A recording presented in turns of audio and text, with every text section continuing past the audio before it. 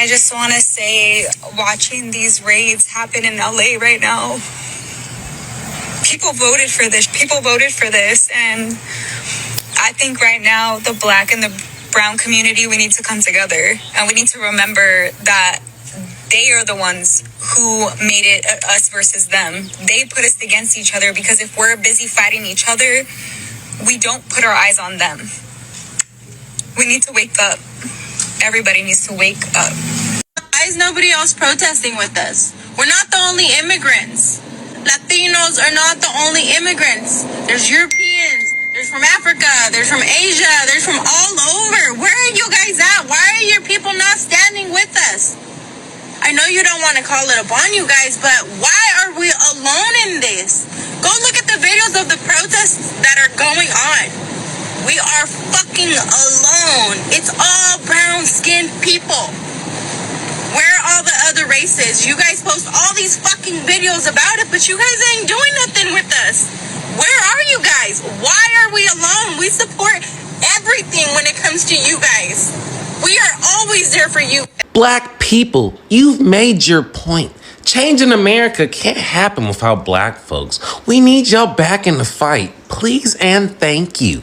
Aw, do the minorities and white people realize without black Americans, nothing is really going to succeed? But in reality, you don't want black Americans, because we see how you guys view us when we try and run for office. You guys only see us as cattle and fodder to your cause. You want us to be on the front lines because you know it can get aggressive, shit will turn up, and you guys don't really care about our voice though. And we have had enough of that.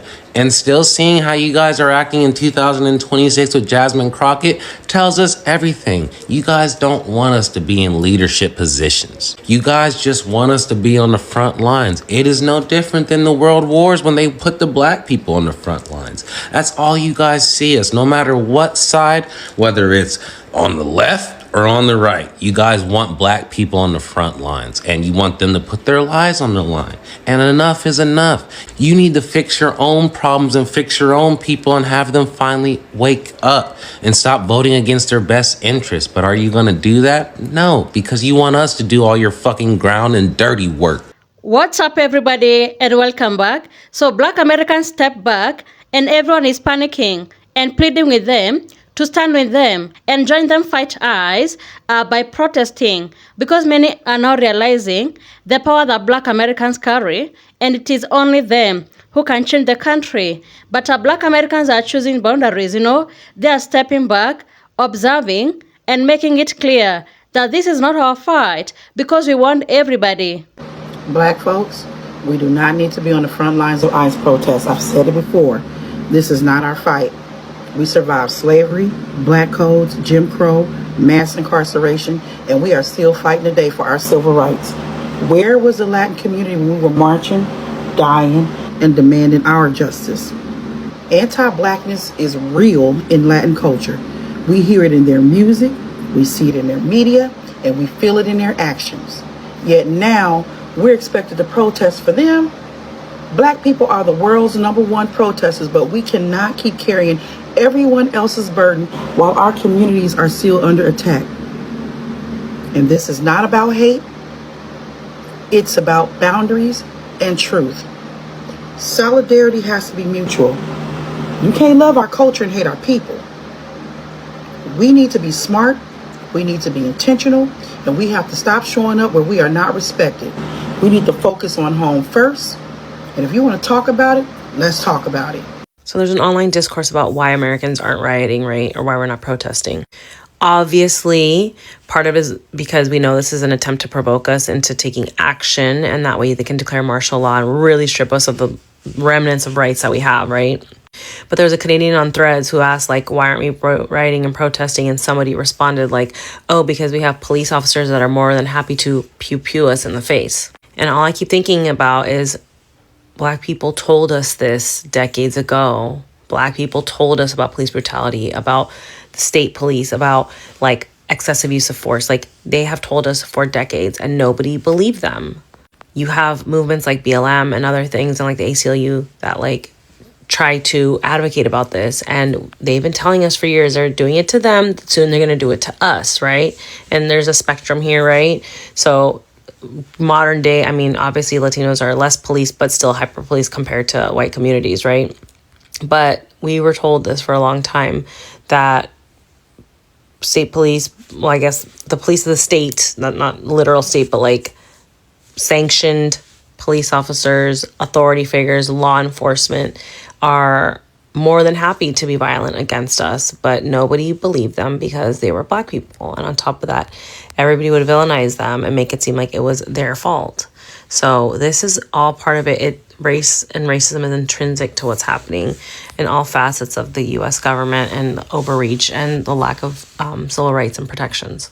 Let me tell you something, black people. I'm not one of them black people that y'all be in the comments talking about this ain't our fight. Let them sort it out. Let them white folks sort this out. This ain't our fight no more. Shut up. I told y'all I'm not with that shit. I don't know why the fuck y'all keep on commenting that shit in my fucking comments. I'm going out there whenever the fuck I feel like going out there. I told y'all to go out there 2 months ago, and y'all told me that I was crazy. This ain't our fight, this white folks fight. Just because a white woman died does not mean that black people haven't been shot and harassed in our own fucking neighborhoods. And when I told y'all this, y'all told me I was fucking crazy. Black people, brown people have been shot and harassed in DC and PG County. So when y'all say that, oh, let them folks go ahead and sort it out, they already in our fucking neighborhoods. And now look what happened. This white woman got shot in her own neighborhood.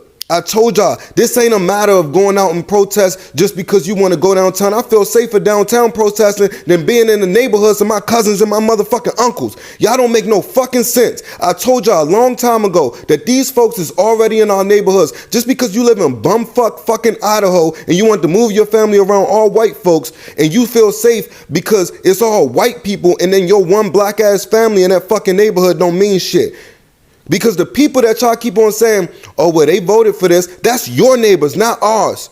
They didn't vote for this in DC. They didn't vote for this in PG County. You think undocumented immigrants in PG County voted for this? They can't even fucking vote. Y'all sound stupid. You sound stupid. You think the black people that they got Border Patrol all over Ward 8, Southeast, all the way PG County, you think all of them people voted for Trump? You sound stupid. You think Minneapolis voted for Trump? Minnesota voted for Trump? No. You think Chicago, where they at and they raiding those buildings down in the south side and west side of Chicago, you think they voted for Trump? No. You sound stupid. You think Somalians voted for Trump just because they had that little ass bit of propaganda with 3 Somalians on that fucking stage? Most Somalians did not vote for Trump. A lot of them can't even vote. What are we talking about? What are we talking about? I told y'all this months ago. I said, if you're going to go out there and protest, be prepared to maybe possibly lose your life. Leave your phone at home, your credit cards, your dog, your goddamn cat, your kids, leave them at home. Because be prepared to maybe possibly lose your life. If you're going to this No Kings protest this weekend, be prepared to die. Leave your kids at home, leave a key under the mat or something so somebody can go take care of them. Be prepared to die out that motherfucker.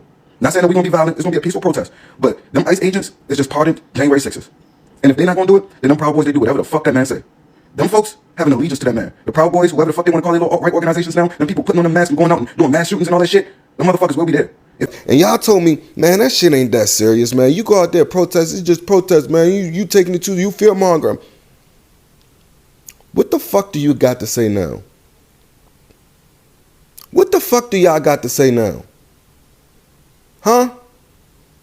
Talk to me. What the fuck do y'all got to say now? Because they not only hitting people out there in the streets, they are in our neighborhoods. And they been in our neighborhoods. This shit ain't nothing new. I can't believe y'all motherfuckers be in my comments talking about this ain't black people's fight. Whose fight is it then? If they in black and brown neighborhoods, they just happen to hit one white girl and the white girl become national news coverage, but they've been in black and brown neighborhoods since the fucking start of this shit. Who the fuck fight is it? Every time a black or brown person gets shot, they say that, oh, he had a weapon or something like that. But we don't have film or footage of this shit, so we don't know what the fuck happened. The difference with this white woman is they got footage. We can see right there on camera exactly what happened. We don't know what happened with Keith Porter because we can't sit here with substantial evidence and say he didn't even have a weapon. He wasn't even armed. But shit like that is happening all the time with Keith Porter. Shit like that is happening on a regular. in DC, PG County, LA, Chicago, Charlotte, North Carolina, another black city. Raleigh, North Carolina, Charlotte, North Carolina. They down in Georgia, on the outskirts of Atlanta. Y'all keep on making shit up to make yourself feel better about not doing shit about your fucking situation. Wake the fuck up. You don't sound cool. You don't get brownie points. You don't get cool points by saying, well, it's them white folk. Shut up. Shut up. You don't make no fucking sense. And y'all rather be divisive right now than to be decisive about our situation and what the fuck is going on.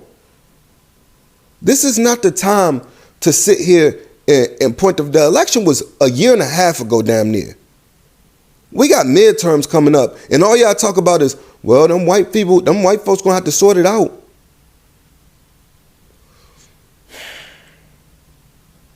Please. They gonna talk about something black people ain't angry enough. Bitch, we was, but when we was so angry, y'all didn't give a fuck. And now y'all want us to be angry for y'all now. That's crazy. Okay, I want to take a moment to say thank you to Donald Trump, not out of praise, but out of truth.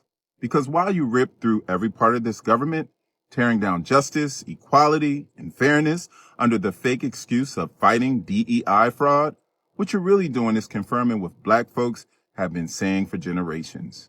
America was built on racism, fueled by fear and sustained by white supremacy.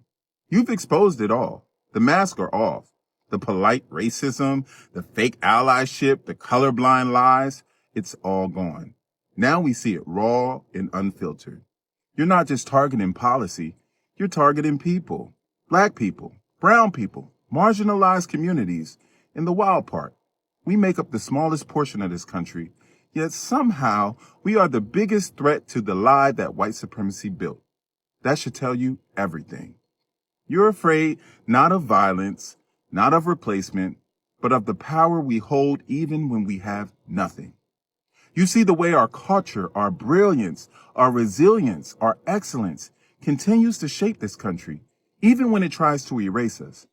Donald Trump is just the loudest version of a system that's always been in place. He is the living, breathing proof that this country was never designed with us in mind. And yet, we continue to define it. So thank you, Donald, for exposing what so many tried to deny, for showing the world that the fear of black greatness is real, for proving that racism isn't in our imagination, it's in the fabric of this nation.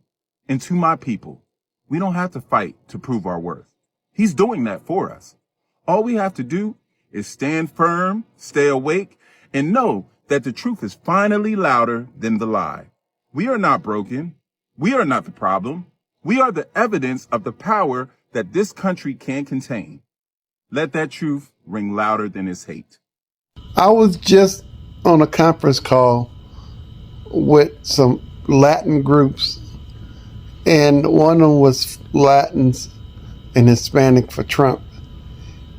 They had the audacity for me to ask me would I make some videos to try to get the black people to come to the Latino side on a protest against Donald Trump and what he's doing to the Latin people in Los Angeles. And now Donald Trump is asking for the governor of California to be arrested. And I'm on the phone, I'm listening to these people. And so one of my friends, what's up, Swole? Are you going to help us? I told him no. I said, you the same person last year mocked me because I was back in Harris. You the same person. You are the same people that voted for this man. Millions of Latin and Hispanics voted for Donald Trump. The black community is not helping y'all. I'm not helping y'all. I'm not protesting. I'm not doing no videos or anything like that. For the Latin community and for the Hispanic community that was backing Donald Trump, this is y'all problem. It's not our problem. And no, I'm not making any videos for any Hispanic or Latin protests against Donald Trump. Y'all voted for him. He's y'all problem. Y'all go ahead and protest and do whatever y'all got to do. But I'm sorry, black people we're not getting involved with this. So respectfully for the black community, I have a question. So if Trump is trying to defund federal... I was trying to figure out what were you thinking when you made this video? And I think you were I watched the whole thing and you were basically saying you want black and brown people to come together to fight Trump. And that's what it sounds like you're saying. And you were trying to utilize whatever Trump is saying, You guys are jumping too far. Black people cannot help you defeat Trump or whatever y'all think when y'all have not reconciled what y'all have done to us. Y'all have not reconciled that. Y'all have not sat down and really deconstructed your anti-blackness. You have not done that. So you guys trying to get us to help y'all do anything is not okay. Y'all haven't even reconciled the first thing. And that's the problem. That's why we're not gonna help y'all. Period. Because y'all can't even understand that thing. Hi, my name is Leandro. You guys might know me by this video. And I just want to say something to the Latino population who keeps coming to TikTok and saying, calling out Americans, and specifically Black Americans, and being like, why aren't you guys standing up for us? We did it in Black Lives Movement. As an Afro-Latino, myself, we have to hold accountability for our actions. 60% of our people voted for that guy, voted for these deportations. Many of your family members voted for this guy, even though they knew you were maybe LGBTQ, maybe you were trans, maybe you had HIV, maybe you depended on scholarships because now you want to get rid of the border education, went to public school, right, were undocumented, right? All of these reasons, knowing this guy is literally the representation of white supremacy. The KKK supported this guy. He released the Project 2025 a whole year before the election. And we sat down, we told you what was gonna happen, and you still chose this guy. Okay? Just because he has conservative beliefs, the ones that your grandma and your parents were taught in Latin America, how did that work out for us? How much family trauma do we have for these conservative beliefs in South America and Latin America? A lot, right? A lot. So anytime we speak about liberalism, everybody should have access to healthcare. Everybody, should not be able to be discriminated against based on the color of his skin or his race, even if they have the same qualifications as their white counterpart. Is that so wrong? Is that so wrong? I don't think so. But going back to the main topic of Latinos asking Black Americans to stand up for them and help them, and Black Americans are like, you chose that, that is your battle. I approve that message. I approve it. I know I might get flagged for saying this, but it's true. As Latinos, we need to take accountability for our actions. And yes, not all of us voted for that guy, but we need to address the ones that did, call them out, and correct, and revalue ourselves. Black Americans have been warning America for the longest time, speaking about white supremacy and systemic racism because they have endured centuries of systemic oppression, violence, marginalization, yet they have been consistently shown resilience. But those warnings have always been ignored, and most minorities in America, they have distanced themselves from Black Americans and choosing proximity to whiteness, thinking that they will be safe. But now as ICE is here and is instilling fear in many communities, they are now turning back to Black Americans, asking for solidarity. But Black Americans are saying no, because you cannot wait for disaster to reach your doorstep so that you can understand that what Black Americans were saying was correct. So Black Americans are making a conscious choice to step back because boundaries are a form of power too. They have warned, they have tried, and now they are choosing where to preserve their energy. Boundaries are not weakness. They are strategy, self-preservation, and a call for other communities to recognize their responsibility. And the world now sees what Black Americans have known all along. They shape movements, they influence change, and their voices carries weight. So other communities, now feeling the direct impact of ICE, are now learning what Black communities have known all along, that proximity to whiteness and ignoring systematic threats doesn't guarantee protection, It doesn't guarantee safety. Solidarity cannot be demanded. It must be earned and reciprocated. Think about this. From slavery to Jim Crow to segregation, Black Americans have faced threat after threat, and yet they stayed strong.